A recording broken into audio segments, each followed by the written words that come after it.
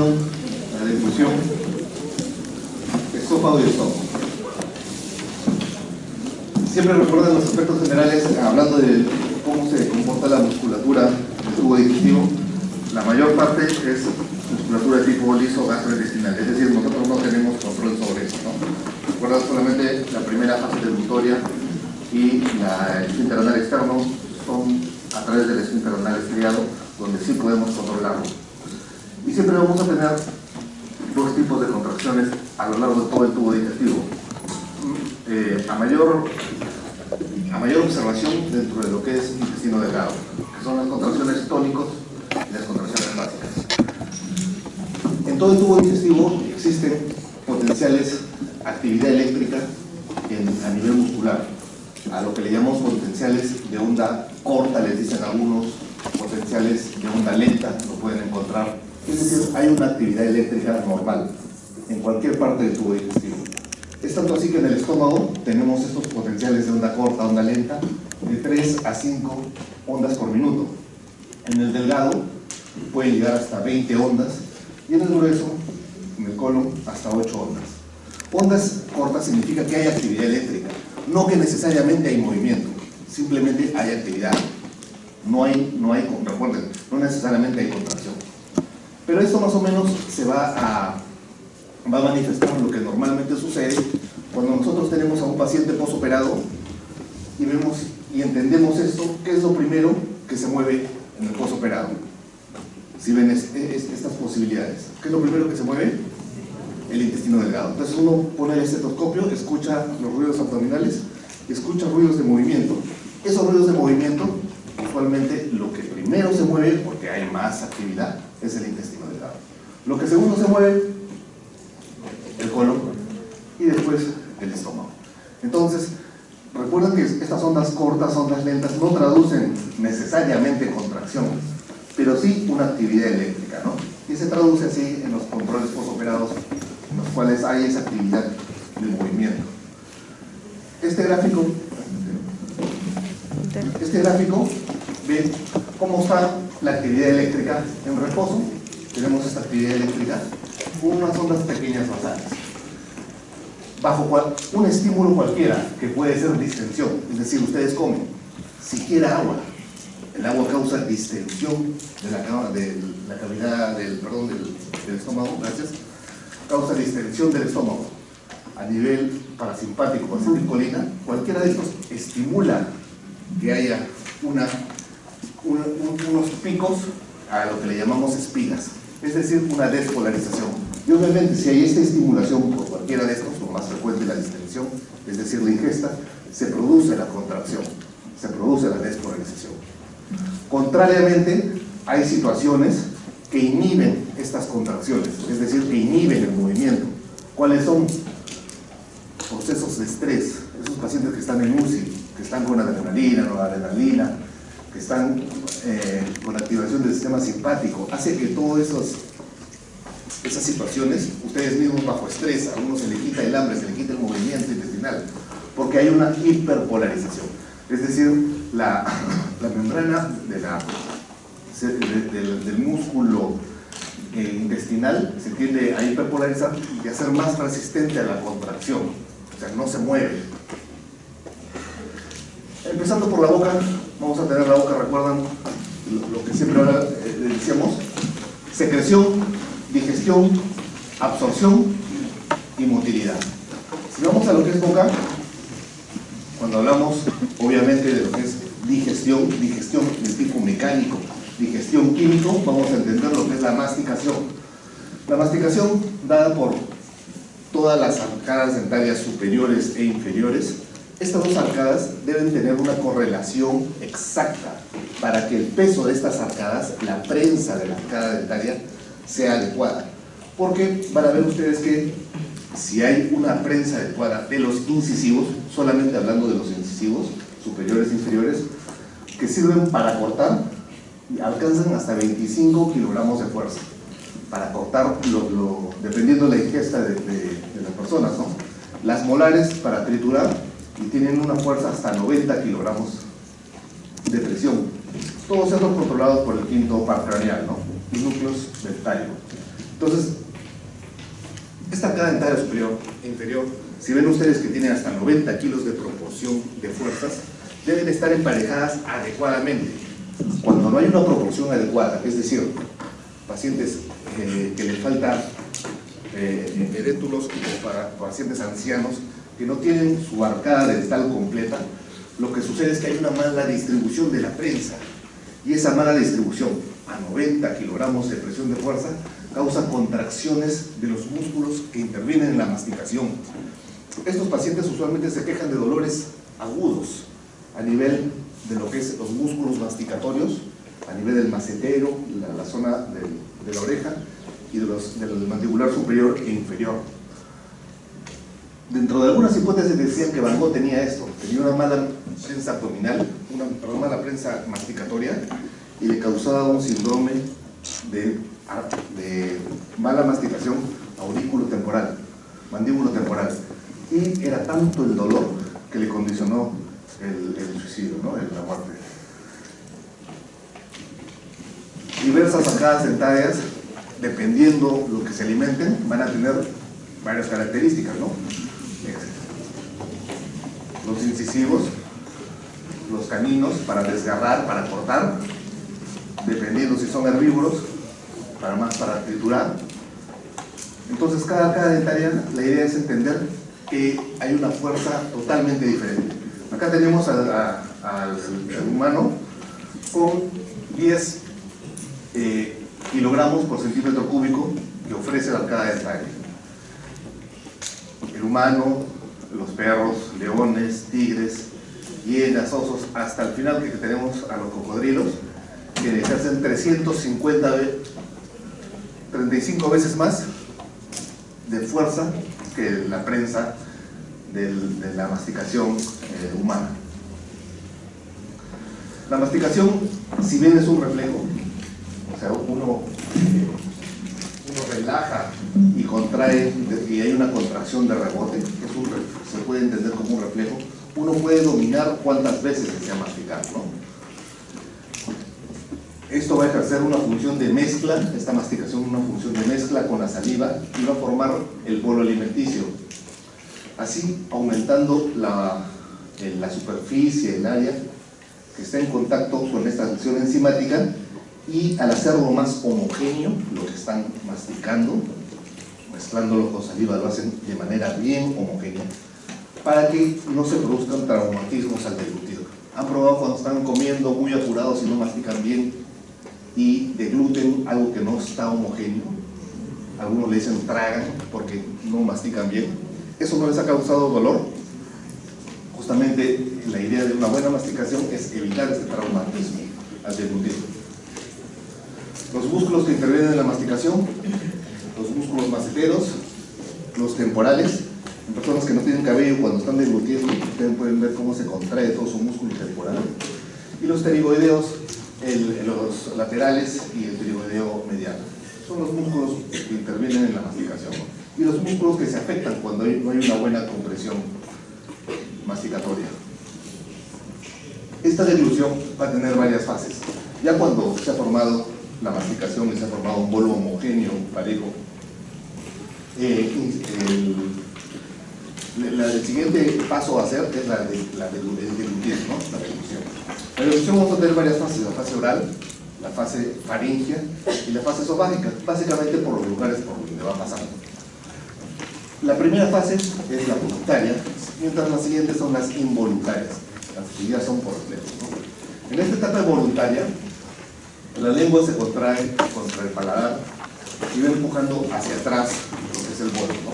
El bolo es lo verde, y acá está el miobloso, la lengua cortada de manera de perfil, y como la lengua empuja hacia el paladar duro, hacia el paladar blando, hacia el hueso, hacia el paladar blando lo empuja para formar el bolo y pase hacia la zona faríngea, ¿no? Una vez terminada la parte oral, la parte voluntaria, vienen ya las dos partes involuntarias, ¿no?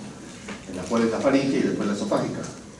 En la involuntaria de la faringe, al pasar el bolo, va a estimular el istmo de las fauces y los pilares posteriores, simplemente por contacto. por contacto estimula esas zonas y se inicia el reflejo de la devolución. Algunas personas, cuando se introducen algunos objetos en la boca, justamente lo que hacen es estimular este istmo de las fauces o los pilares. Tocan los pilares con un hisopo o con un bajalengua y les da el reflejo. Este es el reflejo que activa. El reflejo a nivel de los pilares posteriores, es decir, el primer reflejo involuntario, ¿no?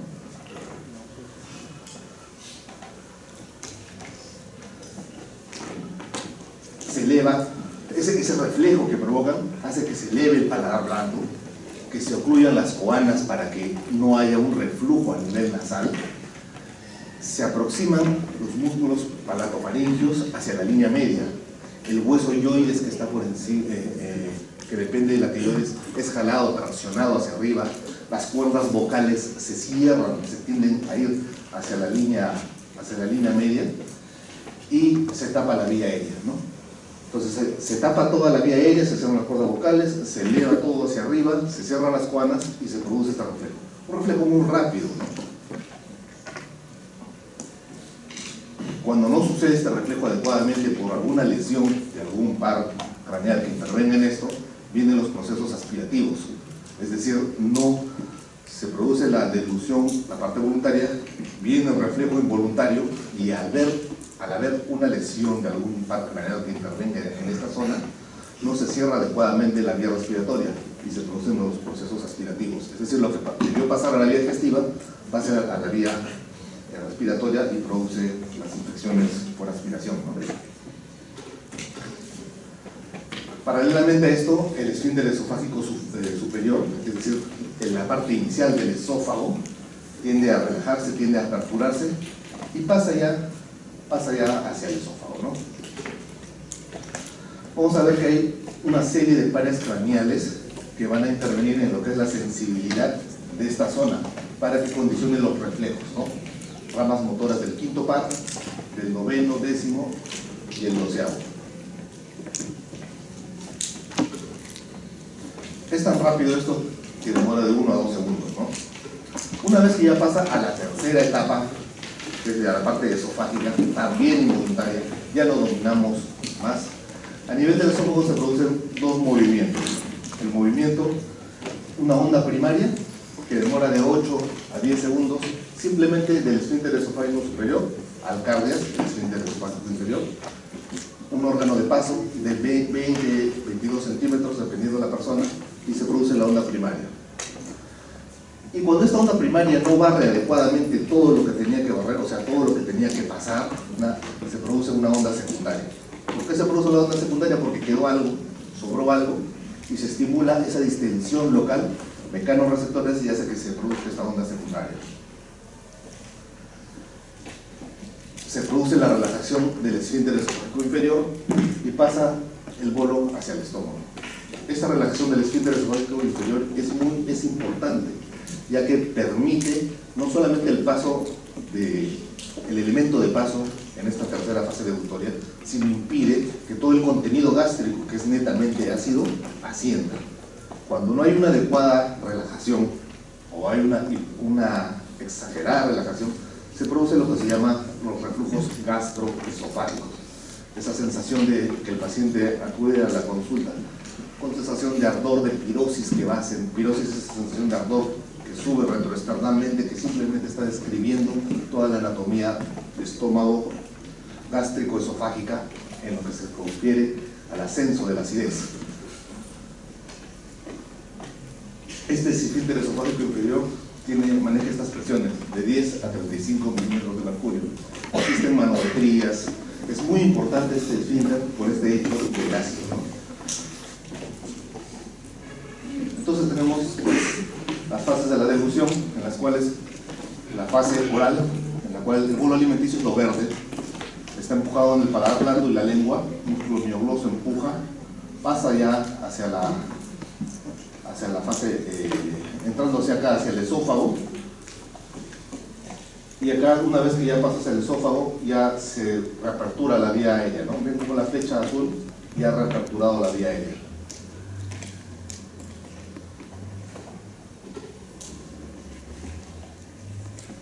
Esta es una imagen por la cual le dan de tomar baño cuál es una sustancia contrastada, en la cual le dan a este paciente una sustancia semisólida, es decir, un baño entre sólido y líquido, y cómo se produce la devolución rápidamente, ¿no? Pasa rápidamente. Acá con esto se determina cuando a veces quedan restos de la solución de baño, se puede definir que hay algún proceso de mala devolución. Cuando es líquido pasa más rápido, cuando es sólido pasa más lento y más duro y más traumático. Todos estos son exámenes fluoroscópicos para definir lo que es la deglución en sí. La deglución es tan importante que incluso en algunos países suceden accidentes por no haber una buena deglución. ¿Han probado ustedes comer de repente habas, que son sustancias que rápidamente son ávidas de saliva, o sea, absorben la saliva, o lo que recubre el alfajor, no sé cómo se llama, como un azúcar impalpable, pero que rápidamente, maicena, ¿no? Que rápidamente absorbe la saliva y seca esa zona? Ustedes intenten deglutir eso y a veces tienen la sensación de atoro, porque no existe una buena deglución. Así los japoneses tienen en el Año Nuevo, hacen su arroz lo muelen, uno de sus tantos tipos de arroz lo muelen, hacen unos pastelitos que le llaman mochi. Estos pastelitos tienen la característica de que son muy sólidos, muy duros, son muy gomosos y absorben rápidamente también la saliva. Es tanto el problema que en pacientes de edad, por este insumo del mochi, tienden a atorarse y tener problemas obstructivos respiratorios. Y cada año nuevo, como es una tradición, todo el mundo come, cada año nuevo fallecen alrededor de entre 5 y 10 japonesitos por esto. Obviamente de los ancianos, ¿no? Pero eso así es un hecho, no es algo que... Esto lleva a lo siguiente, que tanto para que suceda una buena masticación y una buena deglución, tenemos que tener una buena saliva, una buena calidad de la saliva. La saliva está producida por las glándulas salivales, ¿no? Las parótidas, las dos grandes parótidas, las que están por delante y por detrás del trago de la zona auricular, las glándulas submandibulares, las sublinguales y las submaxilares. Esas son chiquitas. En general, las glándulas salivales mayores, las grandes, las macroscópicas, son las parótidas. Las otras son muy pequeñas. Las submaxilares son pequeñitas, del tamaño de 1,5 centímetros, ya las submaxilares son iguales, son pequeñas, son múltiples, son un montón que están tapizando el piso de la lengua, la base de la lengua, las mejillas internas de la cavidad oral. En algún momento no ha tenido algunas bolitas que le salen dentro del labio, mejilla, cuando se muerden. Esos son traumatismos de algunas glándulas salivales chiquitas, de algunas glándulas sublinguales, y son mucoceles, se le llaman, son traumatismos de alguna glándula y hace que no drene su saliva y se forman como ampollitas de saliva. Esas son las glándulas salivales. Glándulas salivales existen en toda esa zona. Tanto así que el volumen de producción de saliva puede llegar a 1,5 litros, dependiendo de la persona, dependiendo del estímulo de lo que es la parte de secreción cefálica, ¿no? La más grande como es la glándula parótida, la que está por delante y por debajo de lo que es el trago de la zona auricular, muy cerca de lo que es la emergencia facial, con su conducto de drenaje. Y esto vamos a tener que la saliva, las glándulas en sí salivales, pueden tener una secreción serosa o pueden tener una secreción mucosa. La secreción serosa está formada básicamente por la tialina, que es una amilasa para digerir los almidones, mientras que la mucosa es básicamente mucina, que sirve para la lubricación, ¿no? Las glándulas parótidas, las grandes, son esencialmente serosas, ¿no? O sea, más para la digestión. Mientras que las otras glándulas, las pequeñitas, son parte serosa, son parte mucosa. Para que la saliva y las glándulas bucales son solo moco. El pH adecuado para que favorezca a esta acción de esta alfa amilasa de las glándulas parótidas tiene que ser un pH ligeramente alcalino, de 6 a 7,4. La saliva va a estar dada por la secreción a nivel del ducto y del acino. Vamos a tener, viéndolo ya histológicamente, un acino que es como una flor y una parte ductal. Entonces la saliva se va a producir en estos, tanto en el acino como en el ducto, ¿no? En el acino se va a producir la secreción de la enzima, mucina o ambas, mientras que en el ducto se va a producir la secreción de bicarbonato. En general, esto también es para páncreas. En el acino siempre se produce la enzima, en el ducto siempre se produce mayor cantidad de líquido y bicarbonato. Muy similar, como les digo, al páncreas. Cortes histológicos. Sus funciones, obviamente, la humidificación y lubricar, no solamente para los procesos masticatorios, deglutorios, sino también así para la vocalización. Cuando ustedes empiezan a hablar, se empieza a resecar, y esto, la saliva ayuda para este reflejo, ¿no? Aumentar el pH, ayuda al inicio de la deglución gracias a esta alfa-amilasa de los almidones, rompe los enlaces glicosídicos 1,4 y hidroliza algunos líquidos a través de la lipasa. Pero la amilasa salival, la lipasa salival, en su contribución a la digestión en sí de carbohidratos es poca, es mínima. La mayor cantidad es ejercida por el páncreas, pero aún así tiene pues un efecto de inicio de digestión, ¿no? En las noches también se produce saliva, ¿no? Se va produciendo una constante producción y absorción y recambio salival. Tanto es así que cuando duermen mal y con la boca abierta, amanece la almohada mojada, ¿no? Porque no hay un buen recambio de la parte salival. Ayuda también a mantener limpia y adecuadamente las bacterias a un nivel, gracias a su poder bactericida y bacteriostático. Gracias a esta enzima que es la lisozima. Acá tenemos lo que es esto largo es el ducto y esto que está grueso es el acino. A nivel del acino, acá a nivel del acino siempre se van a producir las enzimas, en este caso las alfa-amilasas, la lipasa, y a nivel del ducto siempre se va a producir agua y bicarbonato. ¿Qué va a estimular a la saliva? Obviamente el sistema parasimpático y también el simpático. Pero el simpático ofrece una función doble. Por un lado lo estimula y por el otro lado, al crear vasoconstricción de esa zona localmente, disminuye el aporte vascular y finalmente el inhibe también. Función doble del sistema simpático en la producción e inhibición de saliva. El ducto, el cual va a tener unos receptores muscarínicos, receptores beta, y por el cual vamos a ver que a través del parasimpático estimula estos receptores muscarínicos, a través del simpático estimula estos receptores beta, y va a hacer a la producción, a través de calcio, de mensajes de calcio, la producción enzimática. ¿De qué? De amilasa y lipasa, a nivel del ducto, perdón, a nivel del acino. Y ahí faltaba a nivel del ducto, que se tenía que producir, acá a nivel del ducto, que se tenía que producir la secreción en sí, el moco, la secreción y el bicarbonato. El esófago como tal, una vez que ya estamos en la fase deglutoria, la masticación, la salivación, se produce la deglución, la primera parte voluntaria, la segunda la parte involuntaria, la que es la faringe, y ya pasa hacia el esófago, ¿no? Se apertura el esfínter esofágico superior, ¿no? Que no tiene mayor importancia porque el contenido es básicamente lo mismo.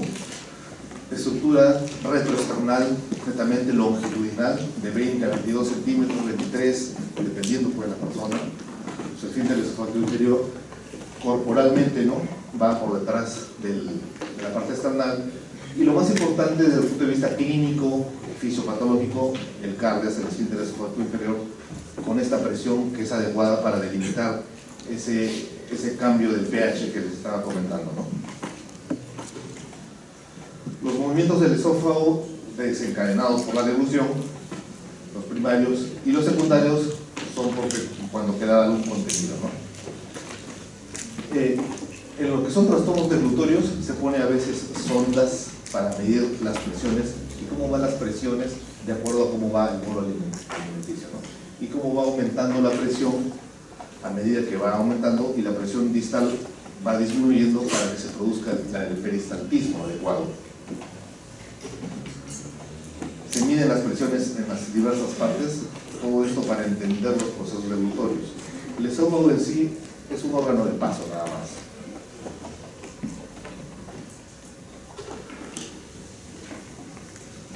Hay diferencias en los movimientos peristálticos. No es lo mismo deglutir algo que es húmedo que algo que es seco, obviamente, ¿no? Los secos dan mayor esfuerzo, mayor traumatismo, mientras que los húmedos son más fáciles de deglutir. Cuando se producen dos degluciones, pues están deglutiendo, están comiendo, siempre las primeras degluciones son las más fuertes. A medida que van repitiendo los procesos deglutorios, las degluciones, la segunda, la tercera, tienden a ser más débiles, no son tan fuertes ni tan potentes. Pasamos ya el esfínter esofágico, el inferior, el cardial, y llegamos hacia el estómago, ¿no? En el estómago, ya de por sí, histológicamente ocurre un cambio en el epitelio, un epitelio totalmente diferente a lo que es el esófago. Un epitelio tanto en la mucosa, como en la muscular, como le dije, como sus tres capas, como en la parte serosa, teniendo su fondo, su cuerpo y su antro, estas tres partes poderosas para los procesos digestivos, tanto químicos como digestivos mecánicos. A nivel de la curvatura mayor, entre los tercios superior y los dos tercios inferiores, vamos a ver un sistema nervioso que se describe que son de estos potenciales de onda lenta, estos potenciales de onda corta, ¿recuerdan? Que dijimos que son de 3 a 5 en el estómago, esa actividad eléctrica. Se dice que esta célula de Cajal, descrito por este cirujano médico español, describe esta célula de Cajal acá, que es la que describen que es la que da estos potenciales de acción en esta zona, en la curvatura mayor. Tomando dos zonas, la zona superior, la que básicamente se refiere a lo que es el fondo, para almacenamiento y propulsión. La zona superior, ustedes lo ven acá en 2 dimensiones, pero si lo ven en 3 dimensiones, esta zona, este fondo es profundo, es amplio, es grande, a diferencia del cuerpo y del antro. Es tan grande que sirve para almacenar y sirve para de zona propulsiva, ¿hacia dónde? Hacia el antro, hacia el píloro. Y la zona distal, que básicamente es una zona de mezcla, trituración y propulsión. Fisiológicamente son estos dos las partes del estómago. Una zona para almacenar y una zona para mezclar y triturar. Anatómicamente es fondo, cuerpo, antro. Histológicamente se define según si es parietal o si es principal. Una zona parietal, una zona oxíntica, es diferente, pero para el punto de vista fisiológico, la parte superior es de almacenamiento y la parte distal es de mezcla, trituración. Obviamente, como si esto es de mezcla, trituración y propulsión, este esfínter pilórico es el poderoso, el fuerte, el que se palpe incluso, como les comentaba, como si fuera un tumor, como si fuera una pepita de palta, así, fuerte, duro. Que a algunos residentes que recién inician cirugía les confunde con tumores, ¿no?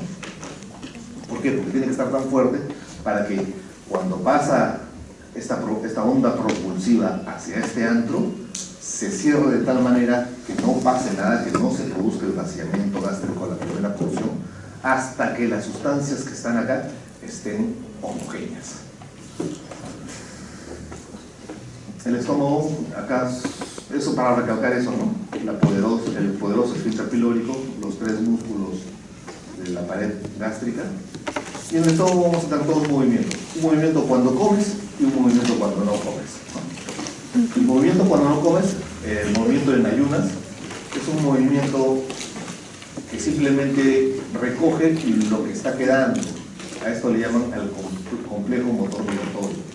Le llaman algunos el barrendero intestinal. Es un movimiento que se da para recoger los residuos de las secreciones, de de lo que no ha sido propulsado adecuadamente. Y obviamente el movimiento principal se da después de comer, el postprandial, ¿no? Entonces nosotros vamos a tener que el complejo motor migratorio, que son los movimientos en ayunas, se va dando constantemente. Se puede dar hasta cada 2 horas estos movimientos, y tiene 3 fases. La fase 1, que es la fase en la cual es la mayor cantidad de estos movimientos, en la cual no hay un movimiento en sí, ¿no? En la fase 2 hay una presión intermitente, y en la fase 3 hay unas ondas de contracción. Desde el punto de vista fisiológico solamente es descriptivo, no tiene mayor interés, salvo entender que cuando uno no come, también hay movimientos. Algunos entienden como estos movimientos como los movimientos del hambre. Cuando uno no ha comido y empiezan a sonar su estómago, ¿han escuchado? Esa sensación es del complejo motor migratorio, ¿no? Ahora, el efecto interesante ya viene cuando uno come, ¿no? Bueno, este es el complejo motor migratorio, cómo va aumentando las presiones a nivel que va pasando los diferentes segmentos, ¿no? El estómago, duodeno y ayuno. Uno come y recién se produce el movimiento de interés.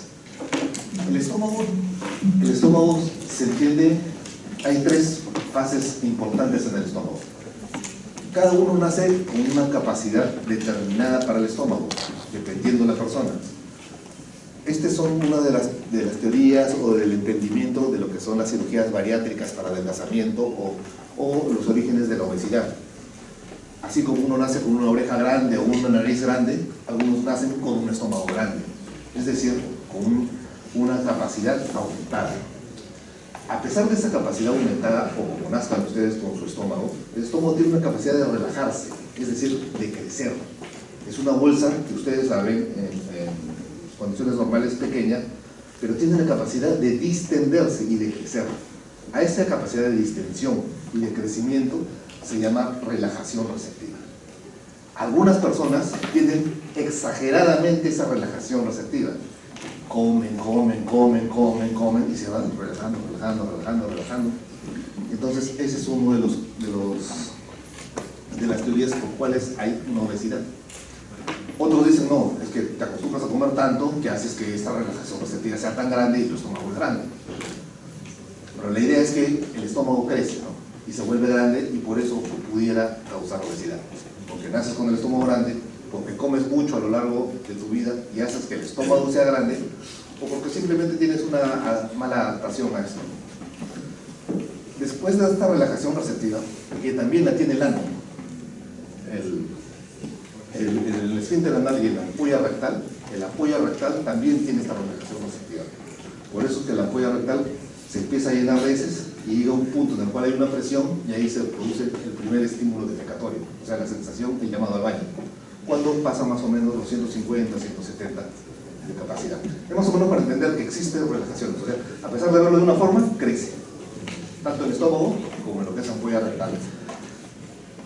Y después que ha crecido el estómago, se produce una acomodación, es decir, lo que está en el contenido de la luz gástrica se empieza a acomodar para empezar a formar el siguiente paso, que es el peristaltismo antral. El antro, que es fuerte, poderoso, prepilórico, empieza a contraerse, impulsando el contenido de mezcla hacia el píloro. El píloro se cierra y lo retrocede nuevamente el líquido, y así va haciendo unas ondas de mezcla fuertes, poderosas, para ejercer esa digestión mecánica, sumado a la acidez que vamos a ver para ejercer una digestión química, ¿no? Todo esto en asociación pues con la contracción poderosa del esfínter pilórico. En este video podremos observar el movimiento del estómago que se produce al ingerir algún alimento. El estómago sirve como un reservorio de... Perdón, ¿ahí han visto cómo ha crecido el estómago rápidamente?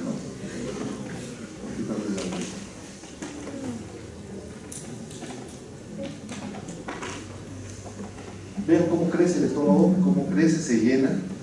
Almacenamiento de la zona superior, se inicia las ondas de contracción desde el fondo gástrico hacia el nivel distal, y se empieza a contraer el cuerpo hacia el antro. el píloro se cierra fuertemente y causa estas ondas y se regresa y se empieza a hacer una masa homogénea.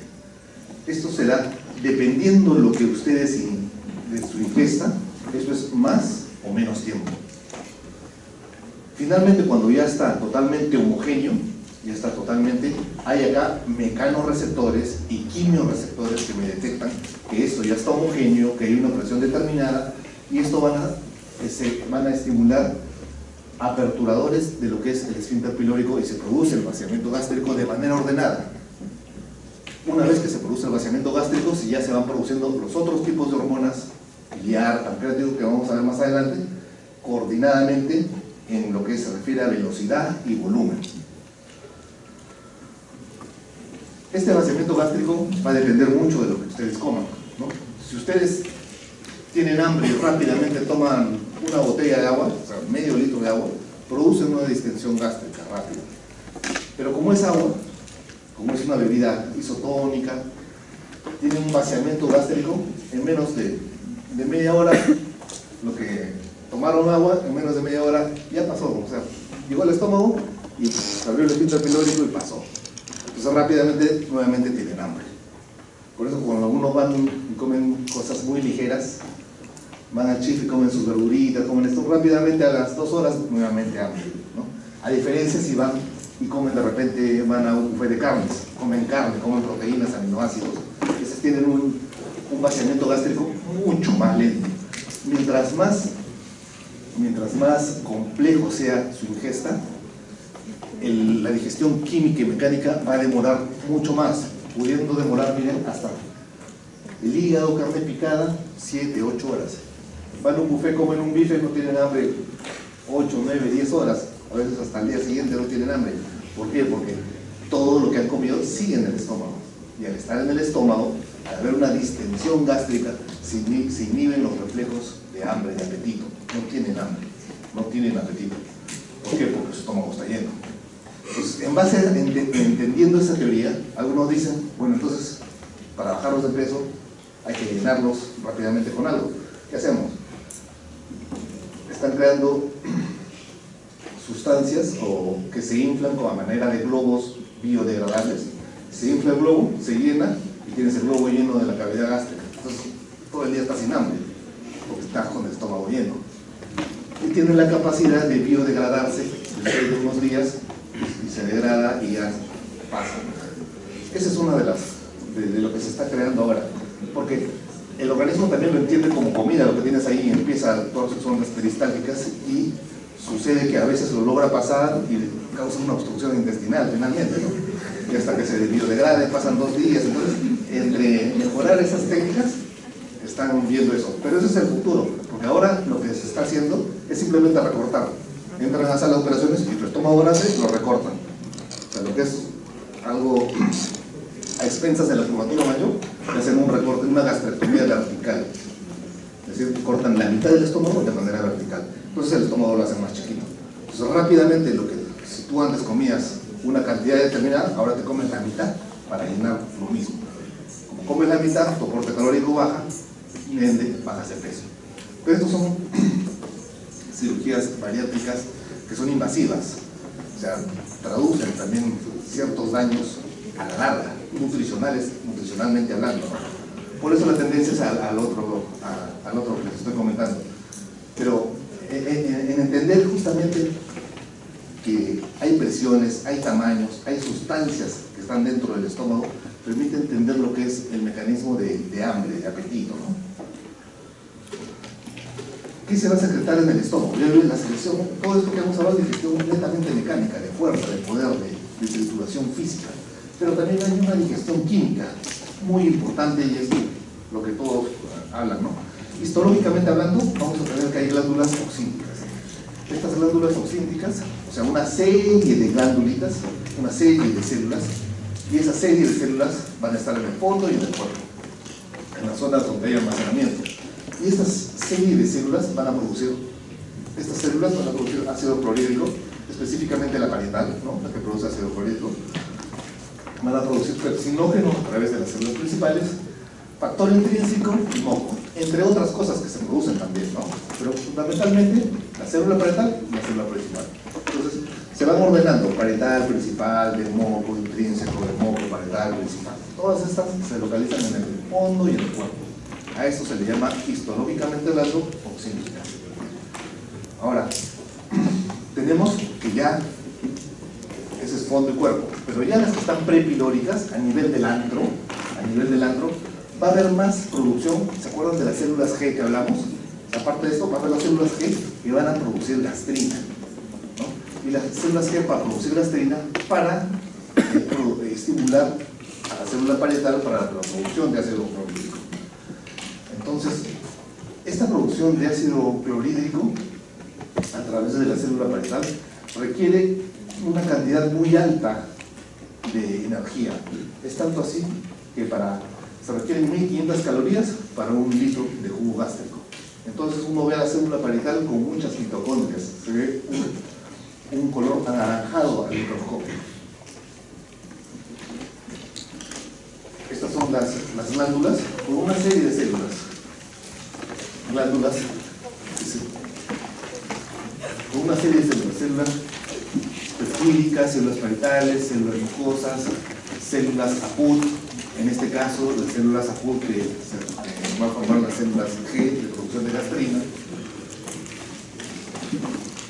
y la célula parietal, esta célula piramidal con bastantes mitocondrias que se ven anaranjadas, con una zona apical. Y de manera práctica vamos a ver que nuestra célula parietal, que es la que va a producir ácido, va a tener primero receptores muscarínicos, por un lado, receptores de colecistoquinina, receptores de histamina. Ahora que lleve un fármaco, van a ver que como la célula parietal es la que produce el ácido, y el ácido es la que produce el proceso digestivo, etcétera, pero cuando hablamos patológicamente, este ácido causa muchas veces irritación de la mucosa gástrica, causa esta acidez, puede llegar a causar las úlceras. Se estableció que cómo podíamos cortar la acidez bloqueando estos receptores, ¿no? Hay otras células paralelas también en estas glándulas, las células enterocromafin-like, que a través de este enterocromafin-like, a través de la histamina, va a estimular a estas H2, a estos receptores de H2, y las células G, que van a producir gastrina, van a estimular a la colecistoquinina y a la vez a la enterocromafin-like. Entonces, tanto la gastrina como la histamina, estimulan a la célula parietal. ¿Para qué? Para que finalmente, a través de mensajeros de calcio o mensajeros de AMP cíclico, que es más fuerte que el calcio, por eso la flecha es más gruesa, porque el estímulo es dependiente más que nada de AMP cíclico, van a estimular la producción de ¿qué? A través de una bomba de ATPasa de ¿cómo se llama? De cloro de ácido clorhídrico, ¿no? Acá recalcar que la bomba a través del AMP cíclico es mucho más poderosa la secreción. El AMP cíclico es a través de los receptores H2 de histamina, y era lo que antes daban los bloqueadores de H2, la ranitidina, la famosa ranitidina, ¿no? Que solamente bloquea esta parte de acá. Controla bastante bien la producción de ácido, pero no es la única, ¿no? Después se descubrió esto y existen otros medicamentos que bloquean los muscarínicos y los de colecistoquinina, y finalmente ya se descubrieron los inhibidores de bomba tordones a nivel de acá, bloqueando los tordones. ¿Para qué? Para disminuir todo este proceso de acidez de manera patológica. Esta es la célula parietal, son sus receptores y estos son sus estímulos finalmente para la producción de ácido clorhídrico, ¿no? Paralelamente, cuando se produce esta producción de ácido clorhídrico, también hay una absorción a nivel de sangre de lo que es el bicarbonato, que da lo que se llama la marea alcalina, ¿no? Ese sueño que dan después de comer. Si después de comer tienen sueño, es porque se ha producido bastante ácido clorhídrico. Y en esta producción de ácido clorhídrico ha habido esta secreción de bicarbonato por intercambio a nivel de la sangre, ¿no? El pepsinógeno en este medio ácido, se transforma en pepsina, y teniendo una acción básicamente proteolítica, y se inactiva cuando el pH es mayor de 5. La lipasa gástrica, al igual que había una lipasa salival, también existe una lipasa gástrica. una amilasa gástrica. Ambas, al igual que la saliva, no tienen el gran poder de las amilasas y las lipasas pancreáticas, pero de igual manera existen amilasas y lipasas gástricas, ¿no? Existe la producción de un factor intrínseco de Castro que va a ayudar a la absorción de la vitamina B12, que finalmente se da en ion terminal, no se da a nivel gástrico. Ahí en el nivel gástrico se produce la vitamina, el factor intrínseco, pero la absorción de este factor intrínseco asociado a la vitamina B12 es a nivel de ion distal. Se produce moco viscoso y alcalino a manera de una película. Como es una mucosa muy rugosa con abundantes vellosidades, debe tener un sistema de protección también. Este sistema de protección es este moco que reduce el grado de acidez y protege a la mucosa gástrica a manera de una película de 1 milímetro, ¿no? Muchas veces cuando hay pacientes con gastritis, con acidez aumentada de tipo emocional o dietética, se les receta este tipo de moco de manera farmacológica, como son los sucralfatos, los malgaldratos, que ayudan a proteger la mucosa gástrica.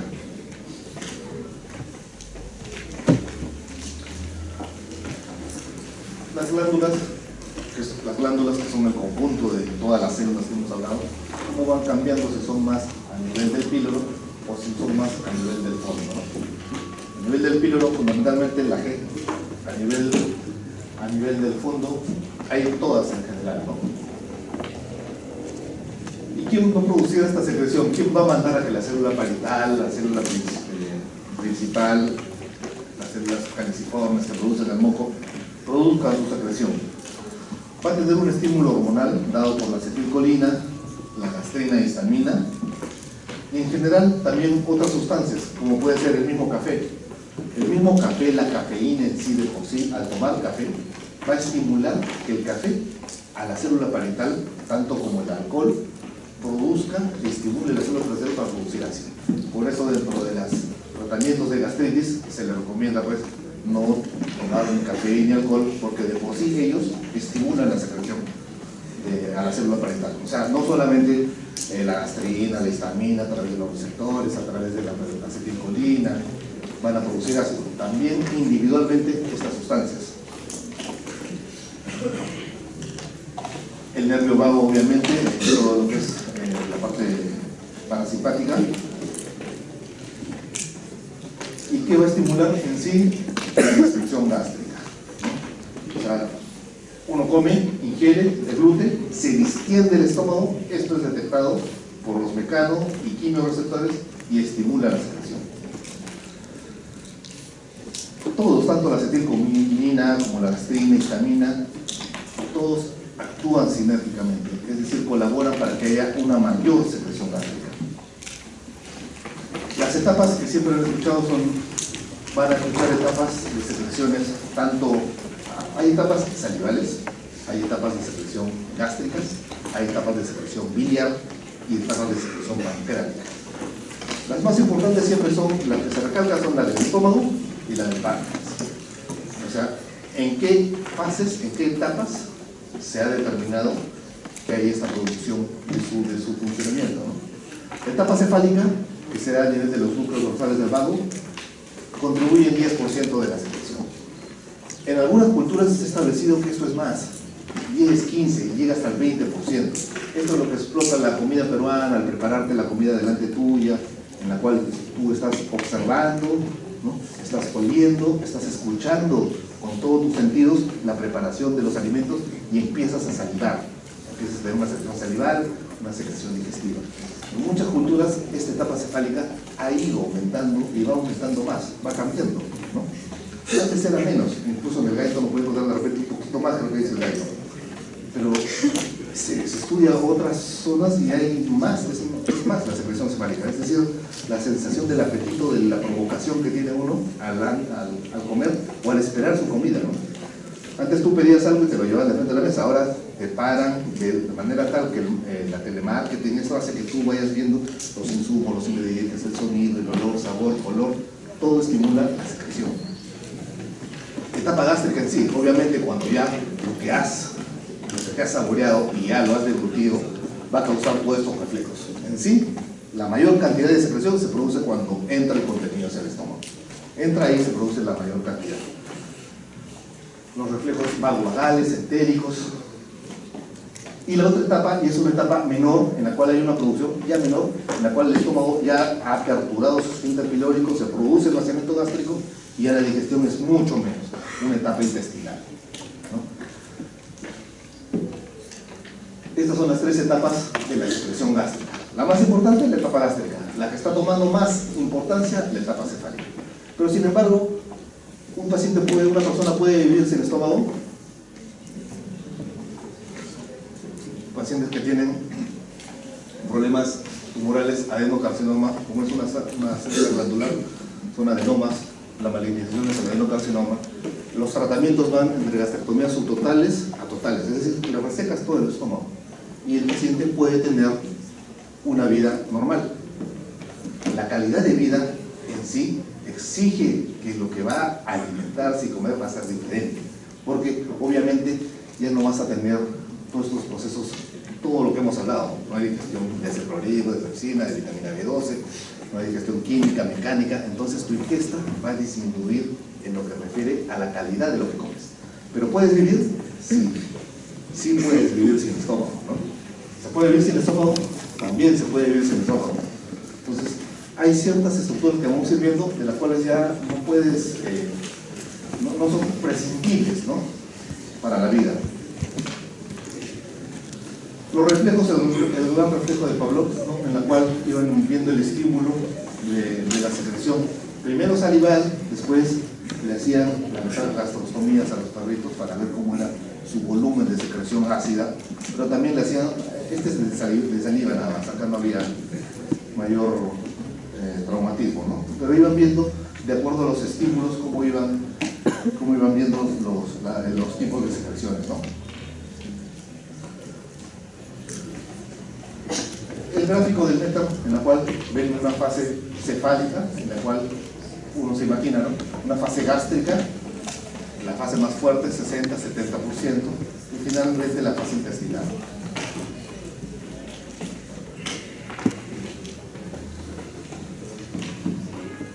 ¿Quiénes van a inhibir la secreción gástrica? Los reflejos enterogástricos. Es decir, cuando ya se produjo la apertura del esfínter pilórico y el vaciamiento gástrico, eso inhibe el reflejo de secreción gástrica. O sea, ya el contenido a nivel del ducto intestinal de primera a segunda porción inhibe que el estómago siga produciendo acidez. Finalmente, el ácido, si bien interviene para todas estas cosas, ¿es bueno o es malo?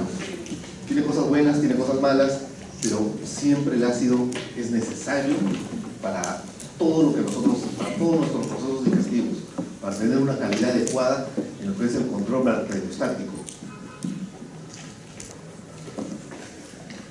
La presencia de grasas, de proteínas a nivel de la luz intestinal va a liberar cepecina, colecistoquinina.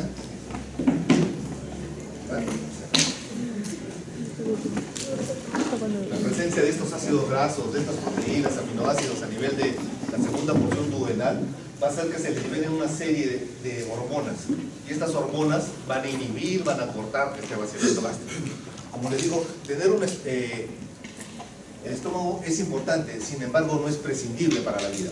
Si a uno se le reseca el estómago y se le lleva el ácido intestinal hacia el esófago, no tiene nada de estómago, puede vivir, se le da vitamina 12 externa, se le da una adecuada nutrición en la cual lo que están comiendo ya tiene que estar ciertamente deglutido, o sea, comida blanda, muy blanda, de fácil absorción, en la cual ya ha habido una digestión mecánica, es decir, no le vas a dar algo fuerte, no le vas a dar una carne a alguien que no tiene estómago, ¿no? Es totalmente indigerible eso. Pero pueden sobrevivir y pueden estar bien y tienen sobrevida a largo plazo, siempre y cuando la parte oncológica esté controlada, ¿no? Bueno, ahí quedamos, gracias.